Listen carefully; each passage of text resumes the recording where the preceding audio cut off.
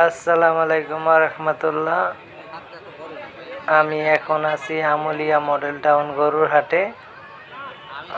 আশা করি আপনাদের যে ভিডিওটা দেখাবো সেটা পুরোপুরি দেখবেন।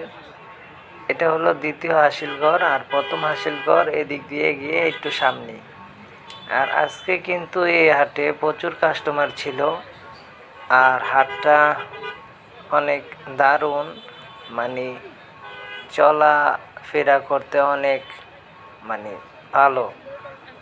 আর এই যে লোকগুলা ভাত খাইতেছে, বেলা বাজে 5টা 23। তো বুঝেন কতটা কষ্ট করে গরুর ব্যাপারীরা। গরু যারা পালে তারা কিন্তু অনেক পরিশ্রম করে, তাদের অনেক কষ্ট হয়। তারা খেয়ে না খেয়ে তারা ব্যবসা করতেছে অনেক দূর দূরান্ত থেকে এসে। এই যে এই ভাই আলু কাটতেছে, এখন রান্না করবে। আলা বুঝেন, রান্না করে খাবে তারা। আর আপনাদের যদি একটু দেখাই ভিতরে, এই যে ভিতরের গরুগুলা সুন্দর সুন্দর গরু। হাট কিন্তু এবার বাড়ানো হয়েছে, হাটটা অনেক বড় হয়েছে। আসলে সবচেয়ে বড় কথা হলো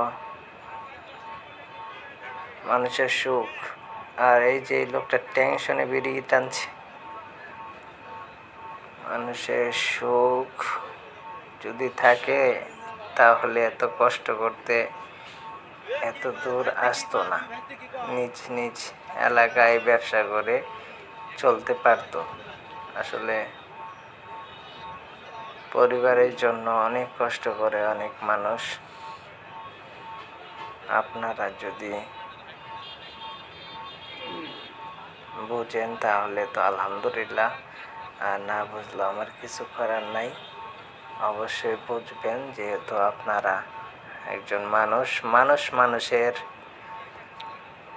সব কিছুই বুঝে,